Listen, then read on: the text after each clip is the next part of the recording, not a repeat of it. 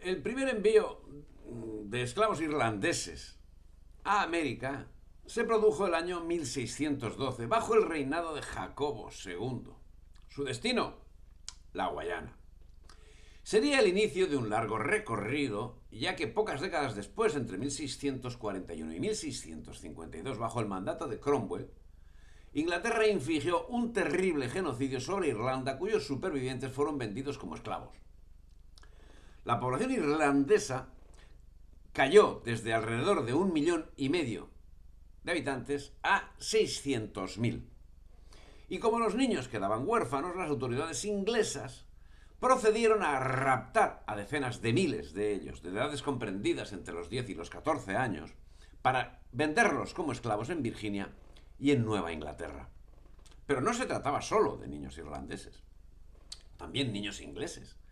Ya desde 1618 fueron secuestrados para ser destinados a las colonias en régimen de esclavitud. Y su captura se llevaba a cabo en las calles, sí, pero también en los hospicios y en su domicilio, siendo que llegaron a embarcar hasta 10.000 niños esclavos por año. En esa misma década, otro gran número de adultos fueron vendidos en Barbados y Virginia como mano de obra esclava. Los hacendados necesitaban mano de obra y en principio les daba igual el color de la piel, por lo que no dudaban en recurrir a cualquier artificio para la consecución de peones para el cultivo de la caña de azúcar y tabaco. Por lo general, los aprendices británicos enviados a las Antillas firmaban un contrato que variaba entre los 18 meses y los 7 años, siendo que con no poca frecuencia eran nuevamente vendidos y si no les costaba la vida, llegaban a servir hasta 12 años antes de recuperar su libertad. 2 de cada 5 recién llegados morían durante sus 2 primeros años en Virginia, debido por lo general a enfermedades intestinales o a la malaria. Sobrevivir a estas enfermedades era el proceso llamado eufemísticamente curación. Los que sobrevivían se caracterizaban por su condición enfermiza. La supervivencia, en cualquier caso, no fue uniforme. Así nos informa Niall Ferguson que a mediados del siglo XVIII, en Virginia, donde habían sido repatriados 116.000 personas desde mediados del siglo anterior, del siglo XVII, acabó formándose una comunidad de colonos de 90.000, mientras en Barbados, donde fueron repatriados 150.000 personas, la población se redujo a 20.000. Y el traslado de los mismos no difería en absoluto del aplicado a los esclavos africanos. Sigue señalando el mismo Ferguson que los pasajeros eran azotados o puestos en el cepo si se comportaban mal para subrayar el grado absoluto de su pérdida de libertad. Es conveniente señalar que los hijos nacidos de esclavos blancos, a pesar del contrato, seguían siendo esclavos incluso en el caso de que su madre obtuviese la libertad. Por otra parte, y siendo su condición literalmente de esclavos, sucedía que los amos decidieron la cría de nuevos esclavos, para lo que al objeto de alterar la temporalidad en la esclavitud de los esclavos blancos, procedían a cruzar a la fuerza a esclavas blancas con esclavos negros, cuyo resultado, el mulato, seguiría la condición de esclavo. Estos nuevos esclavos alcanzaron un precio superior al de los esclavos blancos y, sin embargo, eran más económicos que los negros. Pero pronto se produjo conflicto con los traficantes de negros, siendo que en 1681 la Royal African Company, poseedora del monopolio del tráfico negrero, consiguió la aprobación de la ley que prohibía la práctica. El origen de esta situación, en cualquier caso, no tuvo lugar sino como consecuencia de la dinámica de la cuestión esclavista, que encontrándose con que el número de mujeres transportadas era escaso en relación con el número de varones, y contraria a la administración inglesa al mestizaje, adoptaron la medida de mandar expediciones completas de mujeres. La primera de ellas arribó en 1619 a Jamestown, en Virginia, coincidiendo con la primera llegada de esclavos negros, y en principio lo hicieron con la obligación de casarse con los esclavos ingleses.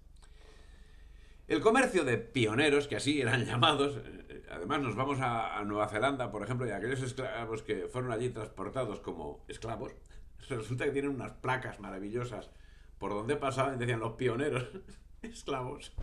Bien, salvedad el comentario marginal. El comercio de pioneros tuvo, como vemos, un importante desarrollo, pero el alto índice de defunciones producido por el maltrato físico y por las condiciones climáticas hizo que ya a mediados del siglo XVII comenzase a cuestionarse el tráfico de trabajadores y dentured. Si bien fueron rechazadas por el Parlamento británico las propuestas de prohibición de ese tráfico, que incluía hombres, mujeres y niños que tenían acceso por una multiplicidad de razones, por contrato, por secuestro tras ser embriagados o rapto, especialmente de niños. Estas situaciones tienen reflejo en las leyes británicas. Así, la lista de libertades de Massachusetts de 1641 declaraba lo siguiente: nunca habrá entre nosotros ninguna esclavitud de cuerpo, vecindad o cautiverio, a menos que sea de cautivos hechos legítimamente en una guerra justa y de forasteros que voluntariamente se vendan a sí mismos o se nos vendan, con tal de que esto no exima a nadie de servidumbre que sea juzgada por la autoridad. Pero en los últimos años del siglo XVII, los esclavistas de Virginia acabaron convenciéndose de la fragilidad física de los esclavos ingleses, pasando a preferir mayoritariamente la mano de obra negra. Una circunstancia que tuvo algún peso en la determinación de limitar al fin el uso de esclavos blancos fue que las relaciones existentes entre esclavos blancos, esclavos negros e indios llegase a que los tres grupos pudiesen llegar a unirse para combatir al reducido número de amos.